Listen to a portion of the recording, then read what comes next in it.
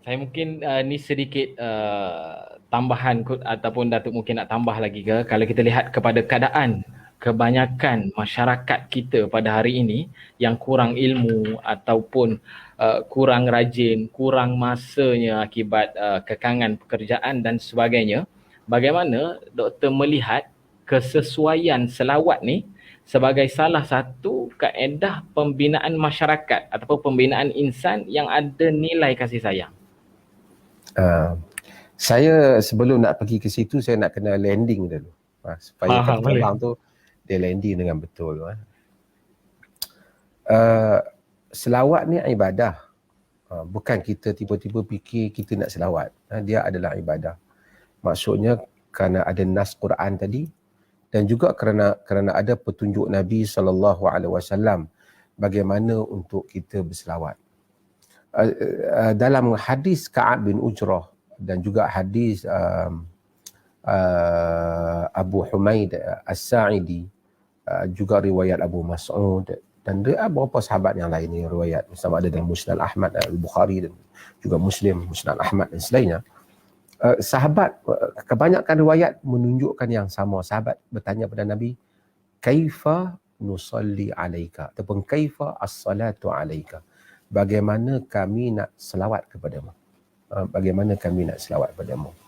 Jadi Nabi SAW yang ajar bagaimana kita nak berselawat kepada Nabi SAW. Dalam hadis Ka'ab bin Ujrah, Nabi SAW, juga hadis Abu Mas'ud, Nabi SAW sebut, Allahumma salli ala Muhammad wa ala ali Muhammad kama sallaita ala Ibrahim wa ala ali Ibrahim wa barik ala Muhammad wa ala ali Muhammad kama barakta ala Ibrahim wa ala ali Ibrahim fil alamin innaka Hamidul Majid. Dalam sebahagian riwayat selepas yang pertama tu, Allahumma salli ala Muhammad wa ala ali Muhammad kama sallaita ala Ibrahim wa ala ali Ibrahim innaka Hamidul Majid wa barik ala Muhammad wa ala ali Muhammad kama barakta ala Ibrahim wa ala ali Ibrahim innaka Hamidul Majid. Dalam riwayat Abu Humaid As-Sa'idi, Nabi ajar kepada dia, Allahumma salli ala Muhammad wa azwajihi wa zurriyatihi kama sallaita ala ali Ibrahim wa barik ala Muhammad wa azwajihi wa zurriyatihi kama barakta ala ali Ibrahim. Ini adalah lafaz-lafaz yang disebut di dalam hadis-hadis Nabi SAW. Saya nak berkempen pasal zaman sekarang ni ramai orang selawat, ramai orang hantar saya selawat mana saya patut pilih kan. Saya tidak ada komen pada selawat yang lain tu. Kerana ulama kata apa saja sirah selawat, selawatlah. Tetapi tidak akan lebih baik daripada apa yang ditunjukkan oleh Nabi SAW. Pasal ini soalan dia, bagaimana kami nak berselawat padamu? Cuba kita lihat maknanya. Nabi yang bagi tahu dia macam mana dia nak orang doa kat dia. SAW.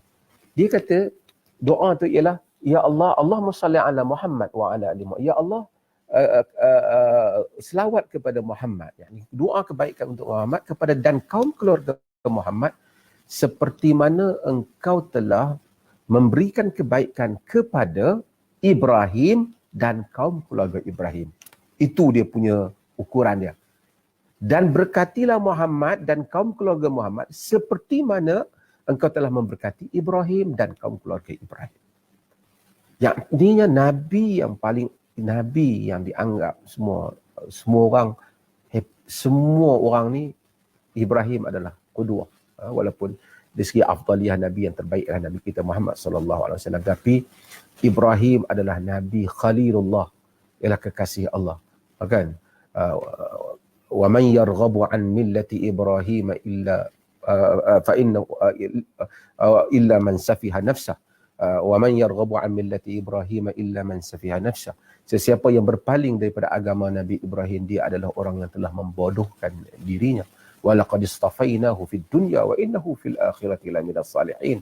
Kami telah tabalkan dia di dunia dan di akhirat kelak ia termasuk di kalangan orang-orang yang saleh. Artinya selawat kita kepada Nabi, kadarnya yang kita minta Allah kurniakan kepada Nabi seperti Nabi Ibrahim AS. Itu untuk kita tahu.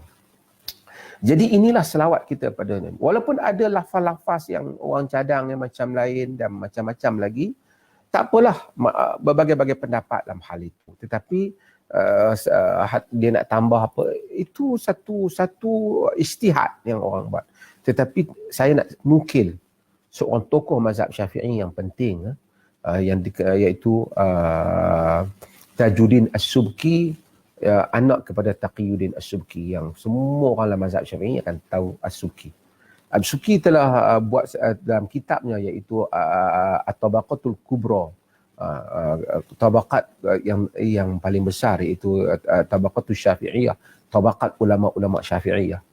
Dia sebut di dalam kitab dia kata sami'tu abi rahimahullah yaqul, aku mendengar bapakku rahimahullah menyebut. Bapaknya ialah Taqiyuddin As-Subki. Ini ulama besar dalam mazhab Syafi'i. Dia kata ahsanu ma salla ala nabi sallallahu alaihi wasallam bihadhihi al-kifiyah, sebaik-baik salawat kepada Nabi ialah kifiat ini. Kifiat yang disebut di dalam hadis-hadis Nabi sallallahu alaihi wasallam. Dan bapa dia kata, waqala man ata biha faqad shalla ala Nabi sallallahu alaihi wasallam biyaqinin.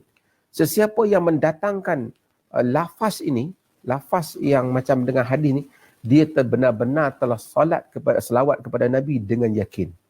Wa kana lahu jazaa al-warid fi ahaditsis salati biyaqin, maka adalah baginya itu pahala seperti yang disebut di dalam hadis-hadis selawat dengan yakin.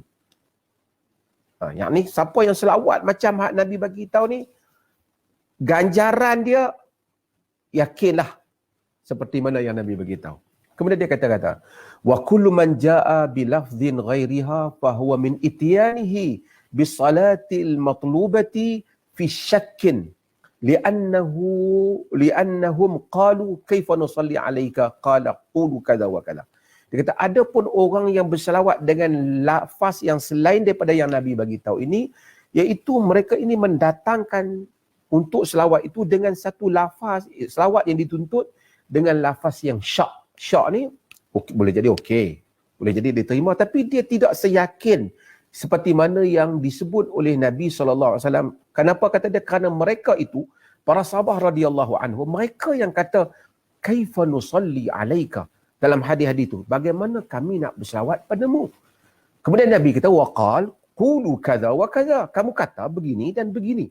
Jadi kata Taqiyuddin Tajuddin As-Subki dalam Tabaqatul Syafi'iyah, tabaqat ulama-ulama Syafi'iyah, dia kata ini adalah the best untuk kita selawat pada Nabi dengan sirah yang diajar. Hak yang lain tu macam-macam orang nama selawat itu dan ini, orang selalu bagi tahu, terpulang pada mereka. Tapi kalau tanya saya bersama dengan Tajuddin Subki, hak mana Nabi ajar is the best. Hak lain tu saya tak petikailah. Mereka ada macam-macam sirah-sirah yang datang. Itu yang di-create ataupun yang diwujudkan oleh orang-orang kemudian. Tapi yang warid daripada Nabi SAW, inilah yang mana yang disebut dalam hadis. Itu dulu landasan dia, supaya kita tahu apabila saya berselawat, saya bukan saja berselawat kepada Nabi, saya berselawat seperti yang Nabi ajar kepada saya. Macam tu dia. It is very important dalam following the teaching of our Prophet sallallahu alaihi wasallam, di dalam mengikut ajaran Nabi kita Muhammad sallallahu alaihi wasallam. Tak apa, kita tak salahkan, katalah kata habis tu kalau kita selawat yang lain tu tak diterima kan Sayyidina wa Maulana, saya pun sebut juga. It's okay. Tanda kita Khaliluna, Habibuna, Abu Hurairah pun kata qala Khalili, kata Khalili kekasih pun, it's okay. Tetapi untuk kata dia itu better than what Nabi sallallahu alaihi wasallam telah ajar, sukarlah. Kerana mestilah yang Nabi is the best. Mesti the best. So kita tak apa, bukan nak pergi kepada situ, tapi saya nak bagi landasan itu. Apabila kita faham landasan itu, kita kena mengetahui. Selawat ni is not because of the word itself. Allahumma salli ala Muhammad wa ala ali Muhammad, ataupun sebagai orang tasayyud, Allahumma salli sayyidina Muhammad. Hatta Ibn Bas dia kata, la ba'as, tidak mengapa lah itu. Ya tapi yang the best ialah hak Nabi sebut. Tapi tak apalah. ia bukan lafaz tu yang ada power, maka kau kena lafaz tu, maka bagi power pada. Rahmat Allah lah yang memberikan kurniaan kepadanya. Macam kita lah apabila kita sebut ayat kursi, bukan ayat kursi tu yang power. Tetapi rahmat Allah yang ada pada orang yang membaca ayat kursi itu di atas keyakinan dan keimanan kita pada ayat berkenaan. Demikianlah ayat-ayat yang lain kita baca surah-surah Al-Ikhlas dan surah An-Nas dan seumpamanya. Maka kita hendaklah tahu apabila kita berselawat kepada Nabi, apabila daripada selawat itulah yang lahir daripada perasaan hubungan kita dengan Rasulullah sallallahu alaihi wasallam, yang lahir daripada lambaian kita terhadap titah perintah Allah Subhanahu wa taala, yang lahir daripada cinta kepada agama dan orang yang membawa agama, of course, kan, macam kata Qais kan, marartu bi diari Laila, aku lalu di perkampungan Laila, wa amastu zal jidara wa ma hubbu dari syaraf qalbi walakin hubba man sakana diyar. Di dalam syair, aku lalu di perkampungan Laila, aku pegang dinding-dindingnya bukan kerana cintakan dinding itu yang merindukan hatiku, tapi cintakan kepada orang yang tinggal di dalamnya. Itulah cinta. Kerana agama itu dibina di atas cinta. Semua yang ada dalam agama ini ialah cinta, hubb wal khudu', cinta dan taat. Orang yang taat kepada Allah, orang yang melakukan tanpa cinta, ia tidak memberikan apa makna. Orang yang salat kepada Allah dengan waktu ataupun puasa ataupun melakukan dakwah, tapi tidak kerana cinta dia kepada agama, ia tidak memberi makna kepadanya. Kerana agama itu cinta. Sebab itu Nabi SAW, hatta akuna ahabba ila, sehingga aku lebih dikasihi. Hubbullah wa rasul, hubbullah wa rasul, yuhibbullah wa rasul, cintakan Allah dan Rasul. Semua cinta, agama di atas cinta. Agama di atas cinta.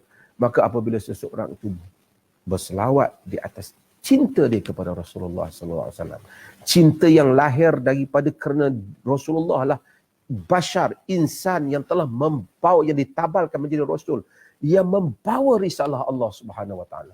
Risalah Allah Islam itulah yang paling kita perlukan dalam kehidupan ini. Dan berselawat kepada Rasulullah itu tanda menghargai kurniaan Allah. Fadhkuruni azkurkum washkuruni wala takfurun. Kamu ingat aku ingat kamu, kata Allah. Kan kamu bersyukur padaku, jangan kamu kufur.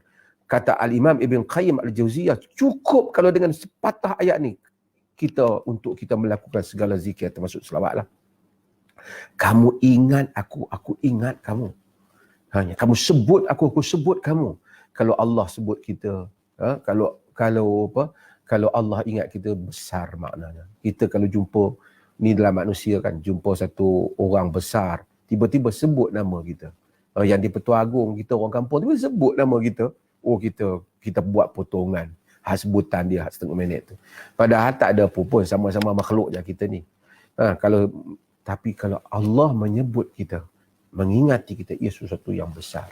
Maka demikianlah makna selawat. Walaupun kalau bukan Allahumma salli ala Muhammad, Allahumma salli ala Muhammad, berapa? Satu yang Allahumma salli ala berapa? 200. Bukan itu. Bukan itu, tapi Allahumma salli ala Muhammad wa ala ali Muhammad, yang terbit daripada suatu perasaan kecintaan kepada Nabi yang membawa agama yang besar. Dan membanyakkan selawat itu, ia bukan menghubungkan saja kita dengan Nabi, bahkan ia yang paling utama menghubungkan kita dengan zat yang mengutuskan Nabi, iaitu Allah Subhanahu wa taala. Jika itulah mafhum selawat yang kita faham, selawat itu mempunyai fadilat yang besar dan kesan yang besar di dalam kehidupan setiap orang. Dia akan melihat keajaiban demi keajaiban kesan selawat. Kurniaan demi kurniaan. Sama dengan apabila kita beristighfar dengan istighfar yang banyak. 1000, 2000 kali. Bukan soal jumlah itu. Tapi soal hati yang begitu tulus. Hati yang begitu pasrah ketika menyebut astaghfirullahalazim. Rabbi ghafirli. Tuhan ampunkanlah aku. Dan inilah makna yang sepatutnya kita semua cuba hayati apabila kita melakukan apa-apa amalan agama. Sebab itu balik kepada jalan salaf. Balik kepada jalan para sahabat radhiyallahu anhu. Balik kepada contoh teladan para tabi'in. Dia are the best example. Mereka adalah contoh yang terbaik di dalam pelaksanaan hukum hakam dan penghayatan agama ini.